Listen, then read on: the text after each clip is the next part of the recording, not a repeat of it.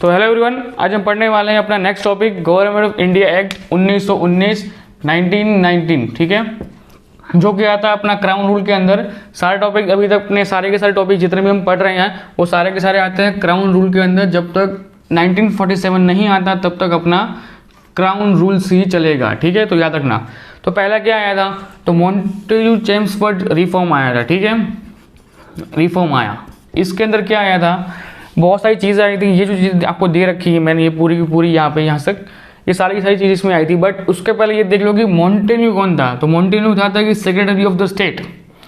कौन secretary of the state था?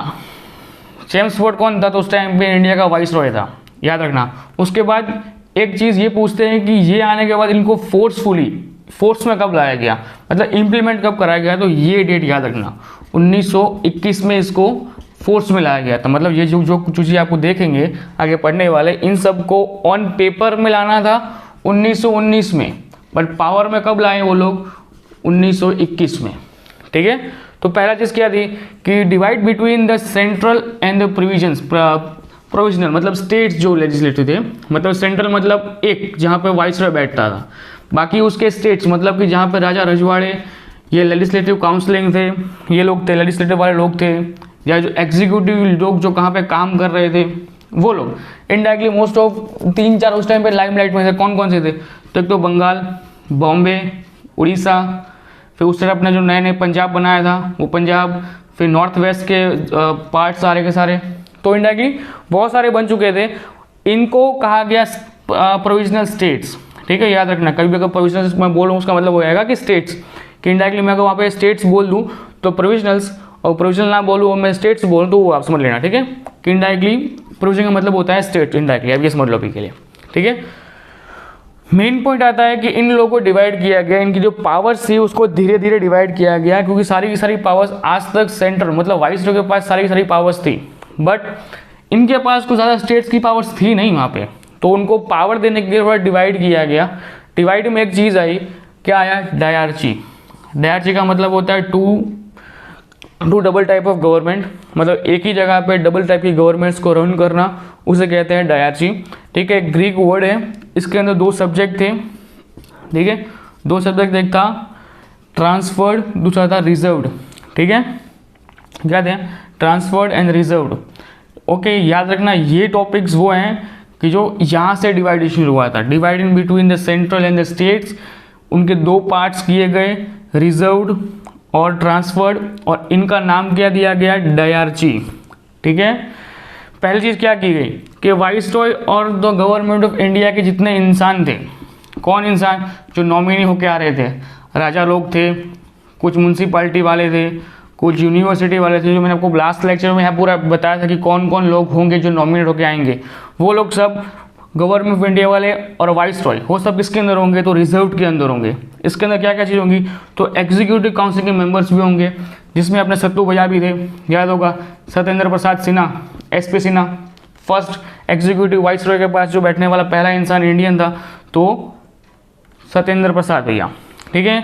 और इनको एक पावर दी गई थी कि to make any rule but not answerable to legislative, मतलब ये कोई भी रूल बनाएं, ये कुछ भी रूल बनाएं, ये लोग लेजिस्लेटिव को आंसरेबल नहीं होंगे, चाहे कुछ भी काम करते रहे लोग। चाहे इनको लगता है कि बजट में इतना नहीं इतना बढ़ाना चाहिए, तो वो लोग लेजिस्लेटिव को आंसरेबल नहीं होंगे। लेजिस्लेटिव ना इसको क्वेश्चंस पूछ सकते हैं, ना ये उनको आंसर देंगे। इनडायरेक्टली ये चीज़ थी। अब इसके अंदर 3 चीज़ों को डाल दिया गया था, कौन कौन सी? तो मिलिट्री और पुलिस दोनों एक हो गए, रिजर्व और जस्टिस, 3 चीज़ें। इन तीनों मेन चीज़ों को इसके अंदर डाल दिया गया था कि कुछ भी चेंज करना हो। आप देखो, कॉमन सेंस है, किसी देश को चलाने के लिए क्या चाहिए? अच्छा जस्टिस, दूसरा कि रेवेन्यू अच्छा जनरेट हो, तीसरा प्रोटेक्शन चाहिए। तो तीनों मेन कैटेगरीज कहाँ डाल दी थी? रिजर्व के अंदर। ये था आपका रिजर्व फॉर्म। अब आते हैं ये देखने के लिए, मैंने आपको पहले ये इसलिए पढ़ा क्योंकि आप ये समझ लोगे ना तो आपको ये इजी पड़ेगा, क्योंकि ये इजी है बहुत। क्या था? रिजर्व के बाद आते हैं ट्रांसफर्ड बेल्ट में। ट्रांसफर्ड में तो ट्रांसफर्ड में क्या था? वही सेम चीज़ थे, गवर्नमेंट ऑफ इंडिया एक्ट के मेंबर्स, दूसरे administration staff, yes this is the main, जो लोग यहाँ पे थे ना वही एडमिनिस्ट्रेशन स्टाफ पर स्पेसिफाई किया गया इसके अंदर कि एडमिनिस्ट्रेशन स्टाफ को इसमें इंक्लूड करो। और इसका तंत्र भी कौन संभालेगा पता है? वाइसरॉय। वाइसरॉय दोनों का हेड होगा, वाइसरॉय दोनों पार्टी का हेड है, but administration staff, government of India के मेंबर्स, और यहाँ पे जो काम हो रहा है ये एवरीथिंग ट्रांसफर जितना काम भी होगा वो आंसरेबल होगा।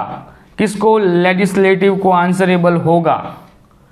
अगर यहाँ पे आपने कोई डिसीजन गलत लिया है तो आपको उसके लिए जेल भी हो सकती है, आपको उसके लिए फाइन भी देना पड़ेगा। हर वो चीज़ आपको ट्रांसफर्ड में मिल जाएगी। रिजर्व में ऐसा कुछ था नहीं। रिजर्व में आप चाहे कुछ भी करते रहो, ना आपके ऊपर कोई इंक्वायरी आएगी, ना आपके ऊपर कोई कमीशन बैठेगा, कुछ नहीं होगा। सब कुछ इसके अंदर दे रखा था और इसी के अंदर अपने इंडियन पब्लिक सबसे ज़्यादा थी। क्यों? वो चाहते थे कि भाई इंडिया को जिस तरीके किसी भी तरीके से दबा के रखा जाए जिससे कि वो आगे ना बढ़ पाए, वरना वो चाहते तो इसके अंदर भी इंडियन लोगों को ऐड कर सकते थे ना। उन लोगों ने यहाँ ऐड नहीं किया था क्योंकि उनको पता था कि यहाँ पे ऐसे ऐसे रूल बना देंगे इंडियन लोग जिससे कि उनको बहुत जल्दी आज़ादी मिल जाएगी। ठीक है, तो चाहते ही नहीं थे कि लोग वहाँ से खड़े हो कभी हो, इसलिए यहाँ पे कोई डिपार्टमेंट दिया ही नहीं। आप देख रहे हो यहाँ पे मिलिट्री और पुलिस का, रिजर्व मतलब रेवेन्यू वाला डिपार्टमेंट और जस्टिस वाला, सारे जो इम्पोर्टेंट डिपार्टमेंट थे वो सारे के सारे अपने अंडर ले लिए और यहाँ पे कोई डिपार्टमेंट दिया ही नहीं। यहाँ पे कौन सी डिपार्टमेंट दी है कि जो इनके नीचे काम कर रहे हैं। मिलिट्री में जो को सोल्जर्स को रिक्वायरमेंट करना है, सोल्जर्स को फीस देनी है, वहाँ पे उनकी कोई पेंशन वगैरह पे कुछ ऐसा कुछ सिचुएशन आ जाती है, कहीं पे वॉर लड़ने जाना है, उनकी ट्रेनिंग का खर्चा, तो वो सारा खर्चा यहाँ पे है, यहाँ पे कुछ नहीं है। ठीक है, तो ये पूरा आपका था डायरची, जो एक ग्रीक वर्ड है जिसके अंदर दो सब्जेक्ट बताए गए थे, एक था ट्रांसफर्ड, एक था रिजर्व्ड। रिजर्व में ये पूरा था और ट्रांसफर में ये था। ओके, यहीं पे डिवाइड किया था आपका सेंट्रल और प्रोविजनल, मतलब स्टेट्स को डिवाइड यहीं पे किया गया था। अब आता है बाई कॉन्ग्रेजेंस में। अब मैं पढ़ाने वाला हूँ ना, ये आज भी इम्प्लीमेंट होता है। मतलब जो ऊपर के जो गवर्नमेंट इंडिया में जो कुछ भी स्टेट्स बने थे, जो कुछ भी डिफरेंट टाइप के कह सकते हैं ना कि एक पहले क्या था, सिर्फ बताता हूँ, कोई वो CO सेंट्रल ऑफ कम्युनिकेशन वाला कोई डिपार्टमेंट बना था, वो बहुत पहले बना था एक टाइम पे, और उसको चेंज करके उनको कहीं ना कहीं डालना था। तो उस चीज़ को डालने के लिए वो लोग डिपार्टमेंट ढूंढ रहे थे, तो उन लोगों ने डाल दिया लेजिस्लेटिव में डाल दिया था। ठीक है, फिर मिलिट्री डिपार्टमेंट अलग से घूम रहा था, तो उसको कहाँ डालना था, तो उन लोगों ने कहा एक काम करते हैं, इसको हम डालते हैं एडमिनिस्ट्रेशन स्टाफ में। समझ रहे हो?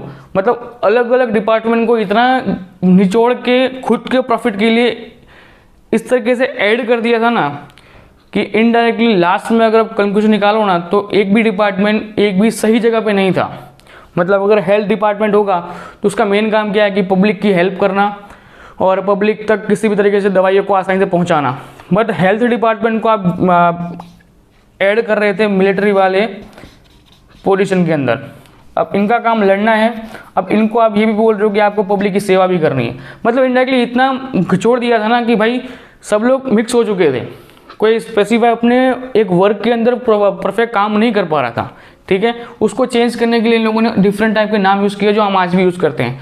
पहला उन लोगों ने पहले बनाया अपर हाउस, आज हम बोलते हैं उसको अपर हाउस, और आज हम उसको क्या कहते हैं, आज हम उसको कहते हैं राज्यसभा, और क्या कहते हैं अपर हाउस, या फिर क्या कहते हैं काउंसलिंग ऑफ द स्टेट्स। आज हम कहते हैं राज्यसभा, उस टाइम पे भी कहा जाता था अपर house counselling of the state. But उससे पहले क्या नाम था, उसके पहला नाम था इंडियन लेजिस्लेटिव काउंसलिंग। इसका निर्माण किया गया जिसे आज हम कहते हैं अपर हाउस और जिसे आज हम कहते हैं राज्यसभा। अब यहाँ पे स्पेसिफाई किया गया कि कुछ डिपार्टमेंट्स जो आलतू फालतू हैं उनको प्रॉपर वर्किंग यहाँ से मिलेगा। मतलब हर एक इंसान का प्रॉपर वर्क होगा, प्रॉपर डिपार्टमेंट होगा, वो इस काम के लिए इतना ही काम करेगा, इसके नीचे इतने लोग काम करेंगे। यहाँ पे हुआ प्रॉपर वर्किंग चालू। यहाँ पे तो पूरे लेके बैठ चुके थे, बट यहाँ पे स्पेसिफाई होगा जो मैं आज इतना इसमें डिटेल में नहीं दे रहा हूँ क्योंकि इस पर आपने बैक कॉम्बिनेशन 1919 के अंदर क्या हुआ था, बस डिवाइडेशन किया गया था कि ये अपर हाउस होगा, ये लोअर हाउस होगा। हमने आज जाके इसमें आज़ादी के बाद इसके अंदर हमने बहुत सारे टर्म्स डाले, बहुत सारे डिपार्टमेंट डाले गए कि जो किसके लिए काम करेंगे, कौन कहाँ काम करेगा, वो हमने आज़ादी के बाद डाला था। ठीक है, उसके बाद हमने बताया लोअर हाउस, जिससे हमने क्या कहा लेजिस्लेटिव असेंबली, जिसे हम क्या कहते हैं आज लोकसभा। ठीक है, दोनों का नाम याद रखना, इंडियन लेजिस्लेटिव काउंसलिंग, जिससे क्या कहा गया, upper house counselling of the state और Rajya Sabha, lower house Lok Sabha, legislative assembly. यहाँ पे कौन लोग बैठते हैं, प्रतिनिधित्व बैठते हैं, जो पब्लिक के होते हैं ना, ओपिनियन वाले पब्लिक, उनके प्रतिनिधि यहाँ बैठते हैं। उसके बाद इन सब को करने के बाद यहाँ पे पब्लिक कॉमन जानी चाहिए, यहाँ पीपल लगभग जो लोग काम करेंगे वो भी नॉर्मल लोग जाने चाहिए। तो उसके लिए क्या करना चाहिए, उसके लिए उन लोगों ने कहा कि इन डायरेक्ट नहीं, डायरेक्ट इलेक्शन कराओ, ठीक है। बट यहाँ पे इन लोगों ने फिर ट्विस्ट खेला। मैंने आपको लास्ट लेक्चर में बताया था, क्या बताया था, 1906 में क्या आ चुका था, मुस्लिम लीग आ गई थी, और 1919 में क्या हो चुका था, बताओ कमेंट में कि 1919 में क्या हुआ था, डिवाइडेशन हुआ था कि हिंदू मुसलमान एक दूसरे को वोट नहीं दे सकते हैं, मुसलमान मुसलमान को वोट देंगे और हिंदू हिंदू को वोट देंगे। ये चीज़ कहाँ पे हो गई थी, यहाँ पे हो चुकी थी। बट इन लोगों ने इस एक्ट के अंदर, गवर्नमेंट ऑफ इंडिया एक्ट 1919 के अंदर एक और प्रावधान ला दिया। प्रावधान क्या लाया बताए, कि मुसलमान हो या हिंदू हो आप वोट कर सकते हो, बट आपके पास पैसा होना चाहिए, मतलब आप रिच होने चाहिए, या आप लीडर होने चाहिए, या आपके पास बहुत सारी प्रॉपर्टी होनी चाहिए, और या आप जमींदार होने चाहिए। इसमें आम जनता कहाँ है, आम जनता कहाँ है, नहीं है, कहीं पे भी आम जनता नहीं है इसके अंदर। सिंपल फैक्ट है, लोगों को पता था, इनको पता था कि आम जनता को डाला मतलब ये सारी की सारी सीटों के ऊपर अच्छे इंसान आने वाले थे। अच्छे इंसान ना आए इसलिए इन लोगों ने यहीं से करप्शन शुरू करवाया। कैसे, तो सपोज इट कि अगर मुझे आज खड़ा होना है, ठीक है, मतलब मैं ऑलरेडी पब्लिक फिगर हूँ, तो मुझे वोट कौन देगा, जमींदार दे सकता है, जिसके पास बहुत सारी प्रॉपर्टी है, जिसका मतलब एग्जिस्टेंस ऐसे कह लो कि वो 200 गाँव का मालिक है, ठीक है, वो दे सकते हैं मुझे वोट। दूसरे तो उस टाइम पे रिच लोग, मतलब राजा रजवाड़े लोग थे, वो दे सकते थे। अब लीडर मतलब आज कोई मुझसे कोई बड़ा लीडर है जो मेरे ऊपर की सीट पे बैठा हुआ, वो मुझे वोट दे सकता था। ये चीज़, ये 4-5 लोग थे। तो मैं क्या करूँगा, अगर मेरे पास ऑलरेडी पैसा होगा तो मैं इनको पैसा खिलाऊंगा, जमींदार को, प्रॉपर्टी वाले को, राजा रजवाड़े को, लीडर को, सबको पैसा खिलाऊंगा। बोलूँगा कि भाई आपको जब टाइम मिले तो आप मेरे लिए वोट करना, आप किसी और के लिए वोट मत करना। तो करप्शन कहीं ना कहीं डाल दी इन लोगों ने इस सिस्टम के अंदर, तो वही आज तक चलता आ रहा है। ये सिंपल बात थी कि डायरेक्ट इलेक्शन शुरू तो किए थे पर खुद के प्रॉफिट के लिए। अब इन सब के ऊपर उनका किसका हाथ था, इन सब के ऊपर हाथ था अपने वाइस रॉय का।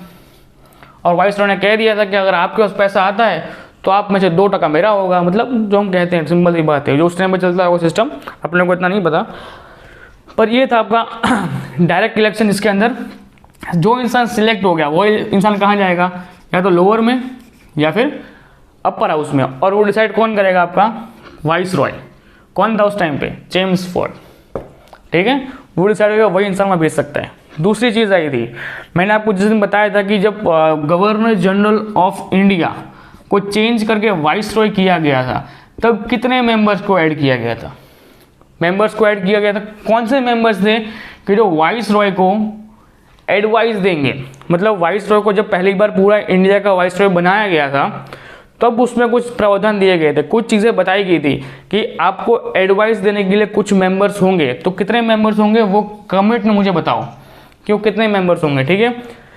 अब बताता हूँ कि पहले कुछ मेंबर्स थे, वो सरप्राइज है, वो आपको बताने हैं। अब कितने मेंबर्स थे, तो 6 मेंबर्स थे। कौन, जो वाइस रॉय की एग्जीक्यूटिव काउंसिल में बैठेंगे, जो उसको एडवाइस देंगे, हर काम के लिए उसको एडवाइस करेंगे, बस अब सर ये नहीं, सर ये नहीं, सर ये नहीं, सर ये करो, ओके। बट अब इस प्रावधान के अंदर एक और चीज़ हुई। चेंज क्या हुआ कि उसके अंदर 6 में से 3 लोग होंगे, वो होंगे कौन होंगे, इंडियन होंगे, अपने IND, ठीक है, इंडियन होंगे। बट इन लोगों ने एक और चीज़ लिखी थी, क्या लिखी थी कि ये तीनों इंडियन मेंबर्स कभी भी लाइफ में कभी भी कमांडर इन चीफ नहीं बनेंगे। क्या, कमांडर इन चीफ नहीं बनेंगे। कमांडर इन चीफ कौन होगा, कि जो मिलिट्री और पुलिस फोर्स का हेड होगा। उन लोगों ने, उनको पता था कि अगर इनका लीडर अगर इंडियन बन गया तो सिंपल सी बात है, 6 महीने बाद तो विद्रोह कर देंगे वो लोग हमारे सामने, और आज़ाद हो रहेंगे हमारे सामने से। तो उनको पता था कि उनको बनाओ मत, अपने साथ रखो, पावर मत दो। ये इंडियन वो चीज़ें कर रहे थे। उन लोगों को सिस्टम में लाओ, बट उनको उस जगह पर रखो ना कि उनके पास पावर ना रहे। अब सिंपल सी बात है, आपको मैं एक सिंपल एग्जाम्पल बताता हूँ। कि सपोज से किसी टॉपिक के ऊपर डिस्कशन चल रहा है और बहुत गहरा डिस्कशन हो रहा है और लास्ट में डिसीजन आता है कि भाई वोटिंग पावर से हम इस चीज़ को शूट आउट कर सकते हैं, तो यहाँ बैठा है वाइस रॉय, ठीक है, यहाँ बैठे हैं 3 ब्रिटिशर्स के और 3 अपने इंडियन लोगों ने कह दिया कि नहीं हमको ये मंजूर नहीं है, ब्रिटिश ने कह दिया हमको मंजूर है। तो सिंपल सी बात है भाई, ये इसका भाई बंधु है तो यहाँ पे यस ही होने वाला है इनडायरेक्टली। तो मेजोरिटी हमेशा इनकी जीत थी, चाहे कुछ भी कर लो आप। तो उनको पता था कि भाई इंडियन को नाम का रखा जाए, उन्हें काम मत दो अभी, तो वो चीज़ होगी। उसके बाद एक निर्माण किया गया कि भाई जो हम लोग यहाँ काम कर रहे हैं वो तो ठीक था, बट यहाँ से वहाँ रिपोर्ट जा रही है वो बहुत लेट जा रही है, और जो वहाँ पे मैनेजमेंट हो रहा था ना वो बहुत कंफ्यूज हो चुका था। मतलब कि कैसे हो जा रहा पता है कि कंफ्यूज इन सेंस कि भाई SOS मतलब सेक्रेटरी ऑफ द स्टेट किसके नीचे काम कर रहा था, ब्रिटिश पार्लियामेंट के नीचे काम कर रहा था, ओके। और इसके नीचे इसके अंदर कौन लोग थे, तो ब्रिटिश कैबिनेट के लोग थे जो इसके अंदर ज्वाइन हुए थे, ओके। मेन चीज़ ब्रिटिश पार्लियामेंट, उसके कुछ मेंबर्स जो ब्रिटिश कैबिनेट मतलब जो मिनिस्टर्स थे वो लोग SOS में काम कर रहे थे, जो सेक्रेटरी ऑफ द स्टेट जो इंडिया में बनाया गया था ऑफिस, ठीक है। अब इनको हैंडल करने के लिए क्या किया गया, एक हाई कमीशन का निर्माण किया गया जो कि लंदन में था, ओके। और ये किसके अंडर होगा, तो SOS मतलब कि सेक्रेटरी ऑफ द स्टेट के अंडर में होगा। और सेक्रेटरी ऑफ द स्टेट किसके अंडर में आता था, ब्रिटिश पार्लियामेंट के अंदर में। मतलब जो यहाँ इंसान बैठेगा वो भी कहाँ का बैठेगा, ब्रिटिश पार्लियामेंट का इंसान ही यहाँ पे लंदन में बैठने वाला, जो इंडिया के लिए काम करेगा। जस्ट इमेजिन, जो इंसान कभी इंडिया नहीं आया, जो इंसान ने कभी इंडिया का चेहरा देखा नहीं है, वो इंसान हाई कमिश्नर बन के लंदन बैठेगा और इंडिया के लिए अपना प्रतिनिधित्व वहाँ बताएगा कि इंडिया को ये ज़रूरत है, इंडिया को वो ज़रूरत है। वहाँ थोड़ी तेरे बाप की नज़र वहाँ तक पहुँच रही है कि आपको पता चल जाएगा कि वहाँ से उसको क्या ज़रूरत है। सिंपल सी बात है ये चीज़ तो यार, है कि नहीं। उसके बाद दूसरी चीज़ आई कि जो आज हम देते हैं, जो UPSC एग्जाम्स देते हैं उसको हम क्या कह सकते हैं कि central public service commission, okay. तो आज हम देते हैं UPSC, उसे हम क्या कहते हैं, यूनियन पब्लिक सर्विस कमीशन कहते हैं हम लोग, ठीक है। बट उस टाइम पे एक चीज़ हुई थी कि क्या निर्माण किया गया था कि सेंट्रल पब्लिक सर्विस कमीशन 1926, ठीक है, ये तब बना था। बट इसके अंदर एक और चीज़ का प्रावधान था, इसको और चीज़ में चेंजेस हुआ था। क्या हुआ था आपको वो बताता हूँ मैं आपको, कि जब लास्ट में चार्टर एक्ट आया था ना, तब 2 बार बात की गई थी। पहली बार बात की गई थी कि कॉम्पिटिटिव एग्जाम्स को लाना चाहिए, इन लोगों ने मना कर दिया था। दूसरी बार कॉम्पिटिटिव एग्जाम्स को प्रीफर किया गया कि हाँ ठीक है ला दो, बट ये चीज़ थी एग्ज़ाम लेगा कौन, तो उसके लिए हमने आज तक कभी कोई निर्माण बनाया नहीं था। हमने आज तक कभी कोई ऐसे कोई प्रोसेस नहीं बनाई थी इसको पता चल सके कि ये लोगों ने एग्ज़ाम पास की या इन लोगों ने पास की, वो पता ही नहीं था किसी को। तो इसके लिए हमने बनाया क्या, सेंट्रल पब्लिक सर्विस कमीशन 1926, ये हमने तब बनाया, ठीक है। उसके बाद क्या आया, सेंट्रल बजट, ठीक है। देखो इंडिया के अंदर बजट आ रहा है 1808 से, ठीक है, बहुत पहले से आ रहा है। मैंने को जब आपको पढ़ाया था ना, तब मैंने बताया था कि पहला बजट कब आया था, ठीक है। अब ये बात की गई कि जो बजट सेंट्रल तक के लिए आ रहा है ना, ठीक है, अब स्टेट्स को भी दो, जो प्रोविजन स्टेट्स हैं, जो राजा रजवाड़े हैं, जो काम कर रहे हैं, उनको भी दो ना।